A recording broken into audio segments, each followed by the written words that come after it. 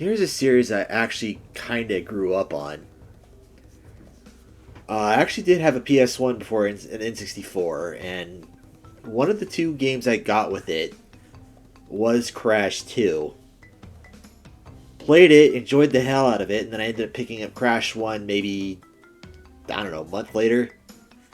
Didn't like it as much, but I picked up Crash Warped pretty close to its release.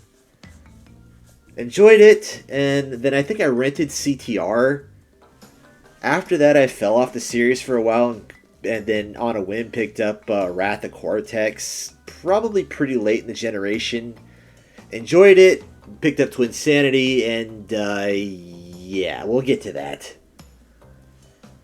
But yeah, I have like half nostalgia for this series, and like half of it I ended up playing later, so my opinions will probably be all over the damn place, though. My views on the early ones were probably consistent to some degree.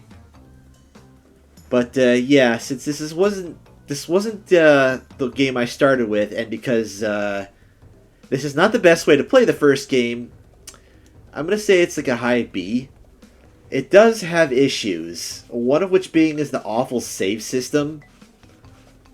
You can only save after a boss, which is stupid. It makes the already high difficulty even higher. Like, anybody who's played this first game, be it the original or the Insane Trilogy version, knows it's got some spikes. Like, those bridge levels, come on.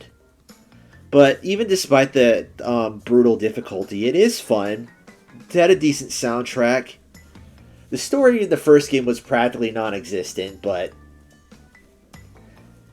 I guess that was consistent for the time to some degree. They did expand on the storytelling later, even though, like, who plays Crash for the story? But, you know, the first game was kind of weak on that. But either way, it was a pretty solid start. Not the greatest, but good. Definitely worth playing. And 2, being the one I did start with, is going to have some bias. Even if it wasn't the one I started with, it took everything the first game did wrong and made it right. The platforming was better, the story was expanded on, it looked a little better, the level design was better, the hub world was better than the map, the bosses were better for the most part, the collectibles were less tedious to get, the actual ending you get for 100%ing it is an actual ending, as opposed to the first one where it's like a non-canonical alt. Like, I do not have much to criticize. Like, even the voice acting was better. Like, I don't know who the hell was doing Cortex in the first game, but, like, replacing him with Clancy Brown was an act of genius. Like, that dude, like, took that character and made it his own. Like, I heard rumors that supposedly he did it so good that his mom, like, supposedly called in and complained that he was too evil. That sounds like a load of BS, but I could see it. Either way, S tier, favorite game in the franchise, and I doubt that will ever change, especially given the way things are going. Warped wasn't as good. They did take a lot of what the second game did right and replicate it. The story was a bit weaker, but you know, again, that's Crash for you. My biggest 2 complaints with this game, as opposed to 2, were the vehicle levels.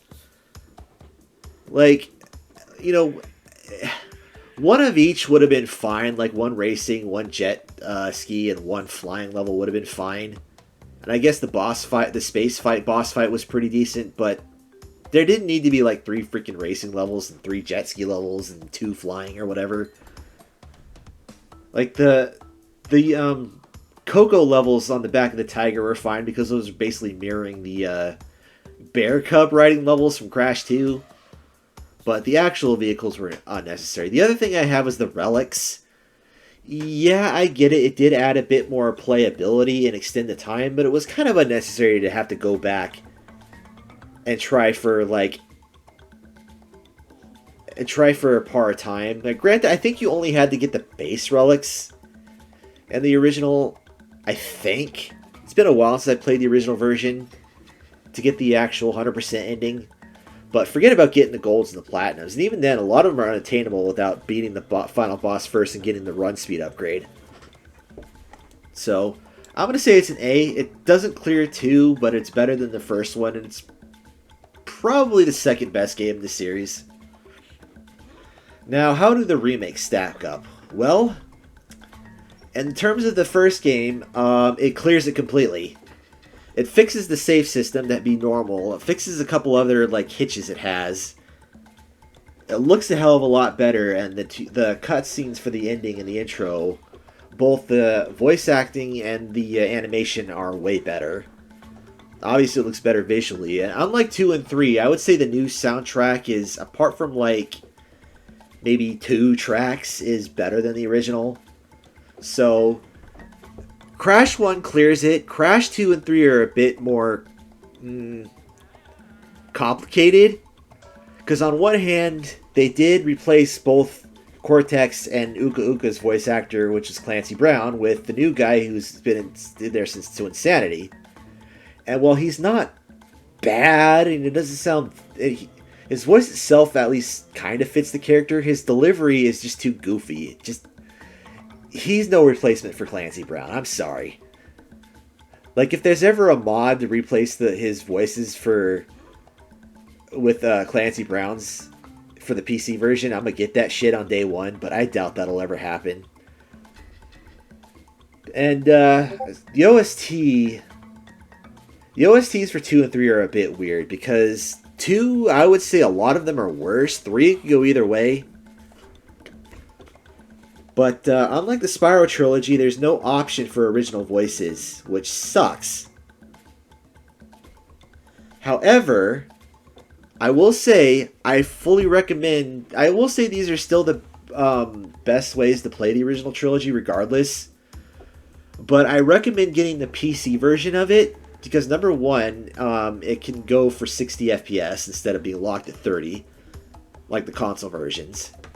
And number two, there is a mod that will allow you to add the original soundtrack in. And not only can you add it in, but you can also select it track by track, so you can mix and match rather than having to select one or the other like the Spyro trilogy. So, despite its shortcomings, I would say it's still S tier and is the definitive way to play the trilogy, even though I would still maybe recommend playing the original version of 2 and maybe 3 at least once, just so you can see the original voice acting and delivery from Clancy Brown. But next for the game I only rented, CTR. It's a Mario Kart clone, as if that wasn't obvious. But as far as Mario Kart clones go, this was pretty alright. I would say it's probably the best of the racing spin-offs, but it still doesn't really have a reason to play it over Mario Kart unless you just really want an alternative and didn't have a Nintendo system. So it's a B tier. But as far as the remake goes, I would say it's basically the same game but better. It looks better, it runs a little better, it's less glitchy. I don't remember if there are any new content in it that wasn't in the original. But it did add online play, though I think that has been shut down. So, unless I'm mistaken, you're only going to be able to play multiplayer through locally now, which is basically the same as CTR, but I would still say this is the definitive version. The only downside to it is, again, they replaced Clancy Brown with the new guy. And though this, I'm not too bothered with it in this one because there's not a whole lot of voice acting. Most of the story is just the mask yapping at you and like the intro and ending cutscenes. But still a B tier, but better than the original. You know what? I'm going to say that it fixes enough. I would say maybe a low A for that one. Now, the party game, and the last game for the PS1, Crash Bash. Oh boy. I never owned this game. I never rented it. I only played it on the emulator.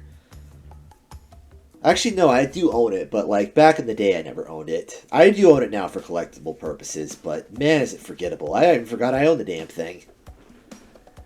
If you ever wanted to play Mario Party for whatever reason, but hated the board that much that you just wanted to play minigames, I guess this is your game, but I ain't ever hear anybody say that. Like, this is the comparison of playing the Mario Party Top 100, I guess, but even worse, because most of the minigames in this suck. There is a single-player story mode, but it's worthless, and I'm pretty sure it's non-canonical.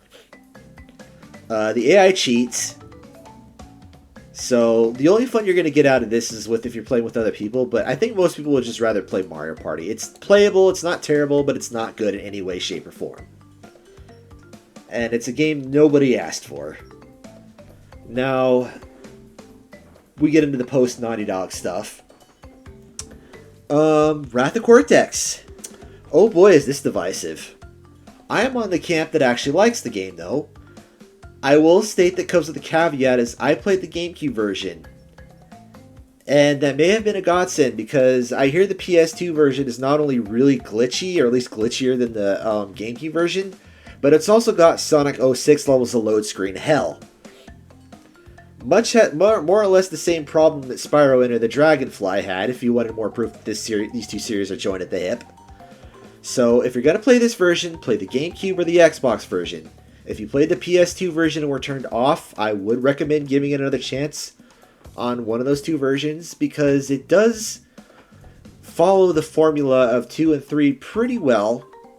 It's not as good, but it's decent.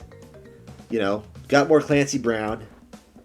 And the new character Crunch is kind of worthless, as are the elemental masks, but again, it's a Crash story.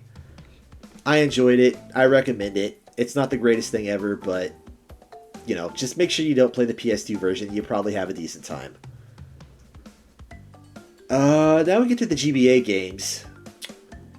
This is kind of hard to really... I have mixed feelings about these. On one hand, they did a decent job of turning a 3D platform into a 2D, but I don't know why anybody really wanted a 2D Crash game. But again, the first one followed the formula pretty well. You know, it had pretty good level design, decent music. The story is pretty worthless. Pretty sure it's non-canonical. And no, despite the looks, it is not just a port of Crash 1. It is an entirely different game. I would say this is probably on par with the original. Maybe slightly better since it's not as bullshit. But just playing purely in 2D, it does lose a bit of its identity. I don't know, like, you know, quality-wise, I'd say it's just as good as the original. Maybe slightly better. But yeah, if you skipped on the 2 GBA games, I would recommend them. The second one wasn't as good. It was a little bit harder. Definitely harder to 100%, but it was more or less the same as the first game. More levels, just a little harder. I would say that one is a bit of a step down, but I don't know. It's kind of hard to like really say anything that it's like any different from the first game, apart from I think it had a bit more vehicle levels, but that was about it. Nitro Karts. I actually played this. I bought this with Wrath of Cortex. I would say it's good. I would say it's good, but it's not great. It is a bit of a step down from CTR, both in its mechanics and its overall presentation and track design, but it is an enjoyable game regardless. This is, I believe, the last game that Clancy Brown was in, which is a bit unfortunate that it was this game and not Twinsanity. This does have a bit more story to it than CTR does if you play the adventure mode. Granted, a lot of it is still the masks yapping at you, but unlike the first game, this is one thing I did like about it. There are two distinct story. Well, they're not super distinct. They're basically just two sides of the same story, but they had completely different cutscenes, whether or not you were playing as the bad guys or the good guys. compared to CTR, where the only difference is which mask was yapping at you. So if you're playing as Cortex's side, then you would have a completely different set of cutscenes, as well as the Uka Uka yapping at you instead of Aku Aku. I was not a real fan of the drifting changes between CTR and this, but it's doable. You're going to be hard-pressed to find somebody who'd probably want to play this over Mario Kart or CTR. So, as a single-player experience, I would say it's still a B tier, but you're probably only going to be playing it for the adventure mode and maybe the time trials. Now, the GBA port was a unique game.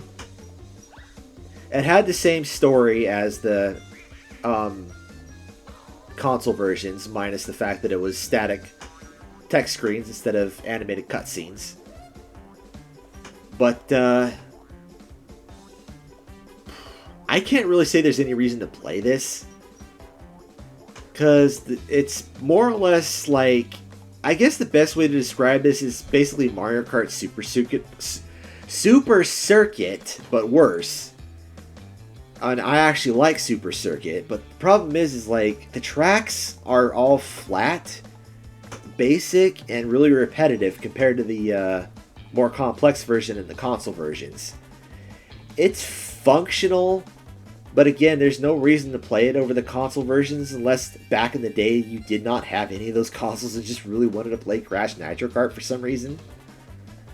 Because, yeah, good luck finding somebody who'd want to play, who not only would want to play this, but also have a GBA and a link cable, even back in the day, as well as a copy of the game. So, once again, you're only going to have adventure and time trials, in which case, again, play the console version. It's functional, but there's just no reason to play it. And then we get to these crossover games. Oh boy. Yeah, I've never heard anybody say anything good about these. I don't think they're as bad as they're made out to be. They are playable. But that's about as far as good as I can say for them. At least for the Crash side, anyway. Because basically you've got a hub world which has collectibles in it. So it's not like the hub worlds aren't used for anything. And honestly, sadly enough, the hub world is the most Crash-like part of the game. Which still plays on a 2D perspective like the other two Game Boy games. The problem is the actual levels are just mini-games. Many of which aren't even representative of either the Crash or Spyro games. And the boss fights aren't much better. I do like the idea of having each character go into the other's world, like you have Crash going up against Ripto, and then Spyro going up against Cortex. And at one point going to head-to-head with each other. It was a good idea, it was just really poorly executed. I feel like they should have done this on the console instead of the GBA, or at the very least, like, made them a bit more representative of their series. Like, maybe if they had Crash going around doing collectathon stuff in an isometric perspective on the Crash side, and then Spyro playing it as a 2D, side-viewing 2D platformer, breaking crates, and collecting gems on the Spyro side, that could have been a lot better, but that's not what they did. And unfortunately, even though it was a good idea, it's a D tier. Again, it's not terrible, but it's not good in any way, shape, or form. You probably play it once just out of completionism's sake and then forget about it and never touch it again. Now we have Twinsanity, and this is the game that, like, broke me. Well, it didn't break me, but it broke my faith in the series. Much like Spyro, how Spyro did with A Hero's Tale, although Hero's Tale, I think, fared better than Twinsanity, they decided it was time to completely change up the formula. And that was not a good idea. At least not with this developer. Now, I know there's a lot out there that basically they kind of got screwed and had to run this game through crunch and dropped like a good chunk of what they had planned for the game, but what we did get was not particularly good. The whole formula of running through levels, collecting crates, and trying to get a crystal and a gem, and then finding a boss every few levels, was replaced by more of a Mario-ish, a 3D Mario-ish open, not open world, but open levels in a linear format. The problem was these levels weren't very good and barely felt like Crash. 100%ing it was a bitch and not worth it at all. The music, outside of like a couple of good tracks like Cortex's Lab and I guess the first boss, was kind of shit, which sucked because the music was kind of part of the series' identity. It looked okay. It did look better. It did look and run better than Wrath of Cortex. I will give it that. It was also less buggy, though it still had plenty of bugs. None of them were game-breaking, but they were a bit irritating. It's just the level design was trash. And the story, at least, I won't say they used to take themselves seriously, but they were at least plausible. This one just went, for lack of better phrase, snook and loopy. Which I know the game's called Twinsanity, but come on, you don't have to be literal about it. I'm also not a big fan of the character mechanics. Like, playing as Cortex, interesting idea. The way you went about doing it was kind of stupid. And the part where you end up playing a shitty version of Monkey Ball while they're fighting was absolutely stupid. It's really just stupid is the whole way I can describe this game's vibe. I don't know. I know some people liked it. I didn't hate it, but I didn't like it. On replays, I hated it a bit less, I'll admit, but at the time I did not like it. I'm gonna say it's a C tier. Maybe if they remade it and put all the stuff they wanted to do with the game would be better, but the problem is it would still be missing its formula. And for the third and final racing game, we have Tag Team Racing. I understand the need to change it up because simply being Mario Kart cloned for the third time wasn't going to do it, especially since this game did not come out that long after Nitro Karts. But I think what they were trying to do is Double Dash, but even weirder. Because the whole thing's mechanic was you could merge with another player's kart, have one person act like a turret and the other a driver. Which was an interesting risk-reward idea because, at any time, one could choose to dislodge from the other and as an act of betrayal and then get a minor boost over the one that they stabbed in the back. The problem is a lot of the times you can just cheese it, especially the adventure mode of the CPU. Just stay stuck to them till the end of the race, detach, and then win. Yeah, it was kind of stupid. I've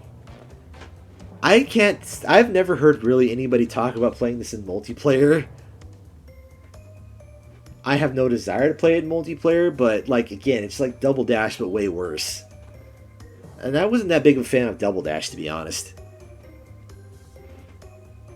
I give them credit for trying, but man, it was full of just some weird ideas.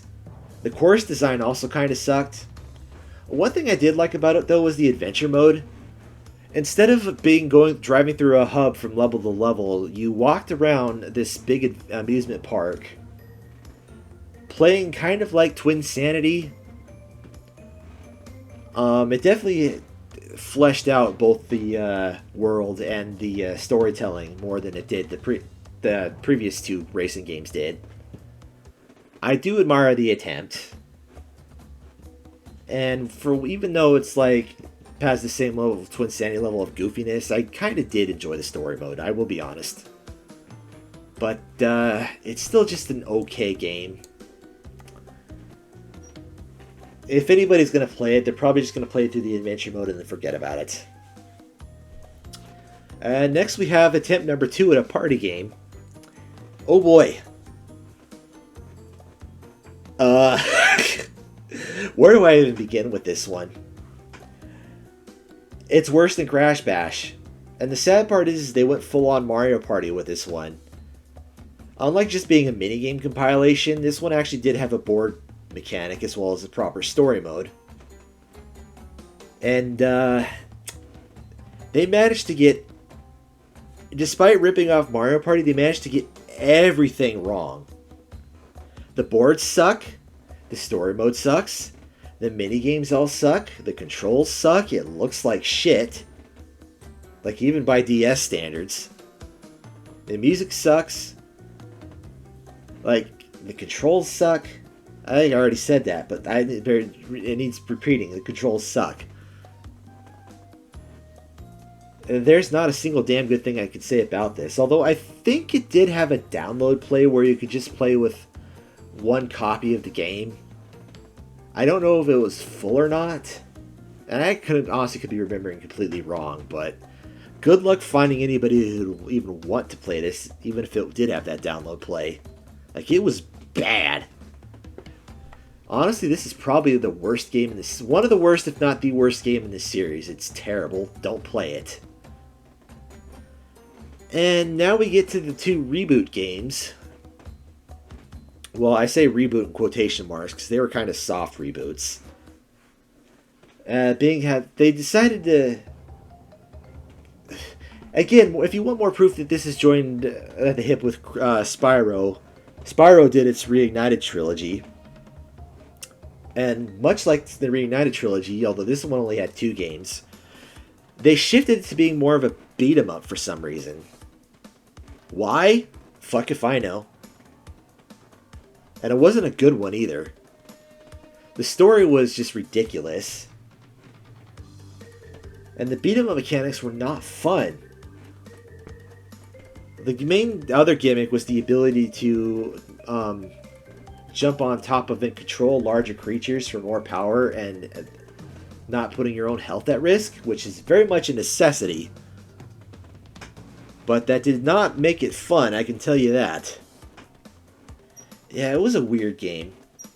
Story was all over the place, and they also did a redesign for almost all the characters except for maybe like Cortex. And I can tell you one thing, I am not fond of these redesigns. And thankfully they ditched it after the second one, but it's not good. I really am hard pressed to find any positives about this. I guess you don't really have to 100% it, which is good, because that sucks. I don't even really think you're really pressed on getting collectibles at all, for better or worse. And funnily enough, I think they replaced Uka Uka's voice actor in this one with freaking the same guy who plays Marcus Phoenix in Gears of War. And honestly, the masks are probably the worst in their redesigns. This game also does go through some character butchery.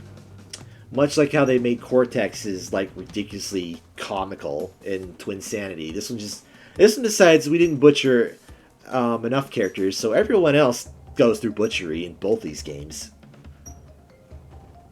And yeah, I know I'm repeating myself when say who plays Crash for the story, but I was invested. I don't know. There were 3 distinct versions of this game. The main console version, which I'm not sure there are any differences between it or the PSP port. The DS version, which was like the console version, but had completely different level design, a slightly different story, and some mechanical changes. And then the GBA one, which was a 2D platformer again. As for the main console version, it's a D tier. I just would not recommend playing it unless you're just like me and just wanted to fully play through the series and own the series. If you're going to play this one, I would actually recommend the GBA version. It does make an R-rated weird game even weirder, to be honest. And you are playing with a more stripped down version of the story, but This one is probably the most respectful towards its predecessors, believe it or not. Like, apart from the monster jacking system and the fact that you are punching instead of doing the spin attack, it does play somewhat similarly to the other two GBA games. Like, I actually didn't hate this one too much. I was kind of okay with it. It actually has a half-decent soundtrack. And visually, it's not bad for a Game Boy Advance game. So yeah, I would recommend, if you're going to play these games, I would recommend playing that one. The DS one, on the other hand, oof. Like, think of all the problems that the console version had and then magnify it. Add in worse controls, worse hit detection, worse visuals, and a worse frame rate. Yeah, the damn thing's near unplayable. Well, maybe that's a bit harsh. It is playable, but you don't want to. Like, I would take this over Crash Boom Bang, but damn is this version bad. Like, I didn't even finish it. Maybe it gets better later, but I could not force myself to play through the DS one. So just don't. And if you did play the DS one because that's the version you had back in the day, you're not missing much. You might not hate the console version if you wanted to give it another try, but again, go with the GBA one. Mind Over Mutant, on the other hand, did not have a GBA port to make it better, unfortunately. That being said, it is a little better than its predecessor, both in its gameplay and its story. Unfortunately, as far as the story goes, they decided to take it even one step further into the weird direction, because every single major cutscene is in a different style. Like, you'll go from, I think the intro is basically normal, and then after that you'll go from like a puppet show cutscene to a black and white cartoon from the 30s to an anime to a freaking Disney-esque CGI thing. Like, it's interesting, I will give it that, but it is inconsistent as hell and gives you some serious tonal whiplash. Like, I think this game would have been better as its own IP, and that goes for its predecessor too, than Crash games. Especially this one though, because I really don't feel like the constant changing of the cutscene style is good for it. Like, maybe, again, if it was its own thing and that was the point, it would have worked, because it is interesting, it just doesn't fit. Gameplay wise, it's the same shit, but it is a little more refined, keyword little, and the level design is a little bit better, but not enough to clear it from D tier. Like, it's still a pile of mediocrity. It's just slightly better than Crash of the Titans. The DS, I believe the PSP version is the same. I didn't play it. Same thing it's the same as the PSP version of Crash of the Titans. It's just the same shit, but slightly worse. The DS version for Mind Over Mutant, however, I went into this game thinking maybe it would actually save the game, because this did the same thing that the GBA version of Crash of the Titans did in making it a 2D platformer. Unfortunately, it didn't take very long for my expectations to be crushed. While it definitely looks better than Crash of the Titans GBA, honestly, it looks better than Crash of the Titans DS as well. It's also pretty smooth. The problem? It's broken. The controls are absolutely terrible. Like, the double jump is very important, but good luck being able to do it off consistently, because half the time it won't work and you just fall to your death. And I can't tell you why it doesn't work half the time, it just does not. Like, sometimes it'll work at the top of a jump, sometimes I'll get to the top, hit the button again, and it'll fall. Sometimes I'll start falling, hit the jump button again, and it'll work. Other times I'll do the same thing and it'll still fall. And if you thought the combat was going to be any different or better, guess again, because the hit detection is even worse. Half of your attacks just won't even register. Like, again, between the combat and the broken jumping mechanics, this game is unplayable. Like, honestly, that version is probably worse than... That's probably the worst game in the entire series, to be honest. It's that broken. Which is a shame because, again, I thought it was going to be half decent because it was a 2D platformer. And fortunately, that reboot series killed Crash for a while, thanks Activision. Until they Vicarious brought it back with the trilogy. And then Toys for Bob went to make a fourth game, which is funny. Because these were the same guys that if the reboot trilogy didn't kill it, then Skylanders sure as hell did. And these are the same guys that killed Spyro with Skylanders. So you'd think, oh great, they're going to fuck it up. Well, guess what? They didn't. It's got its problems, but not only is this game for a return to form, but it also does some things on its own that don't mess with it like the reboot trilogy did, or reboot duology did. There are some weird aspects to it. I am not a fan of what they did to Tana. Even if this is like an alternate version of her, they did not need to make her look like a freaking... They did not need to make her look like a modern audience character. You know exactly what I mean by that. Freaking lesbian-ass looking pink-haired weirdo. Thankfully, her personality does not mirror that, so she's not walking around shaming the men. And she's not terrible to play as. They made Dingodile a playable character in this one. Which I was like, oh goody, like my favorite henchman you get to play as. Well, the problem is I guess the flamethrowers would have been a bit too violent. And they decided to give him a vacuum, so it turns into Luigi's Mansion. I mean, it doesn't ruin it, but it's just like, why? Why didn't you just make it a different character? I don't know. Also, the different mask abilities. They do add some depth to the platforming. I just don't like it when they make you constantly swap mid-air. Like, they'll give you some bullshit jumps, having to do that. I like the fact that you can turn classic mode on and off, which basically will give you infinite lives. And I don't remember what the live crates do when that's turned off. I think they just give you more fruit. But I played it on classic mode and I was able to beat it, so it's challenging even with those mechanics, but it's definitely doable. Anybody who did not pick this up, I would recommend do so. It's almost as good as the original trilogy.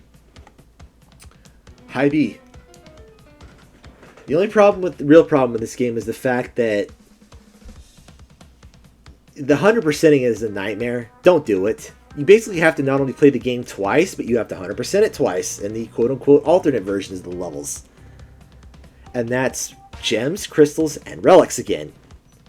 Just watch the secret ending on YouTube and do yourself a favor, unless you're going to like replay the game later for that 100%. I heard a lot of people say that this canonizes Wrath of Cortex and Twin Sanity, as well as any other games that came out after it. I disagree. If you actually watch the 100% ending, it kind of undoes that notion. If anything, it just makes the game plop right between Warped and Wrath of Cortex. I get the feeling they were setting it up for a fifth game to like either actually decanonize those or bridge the gap, but unfortunately, because this game didn't do too well, and B, the next game I'm going to talk about killed the series a second time. Which brings me to Rumble. I did not play this. Why did I not play it? It's a fucking live service game. And I mean that in the worst of terms. There is no single player. And I don't think you can play it local multiplayer either. It is fully online. Who the fuck asked for a online-only Fall Guys clone after Crash 4? Like, what the hell were they thinking? In what world was this a good idea? Even by Activision standards, that's like stupid. Like, this makes this mess that Skylanders created look like gold.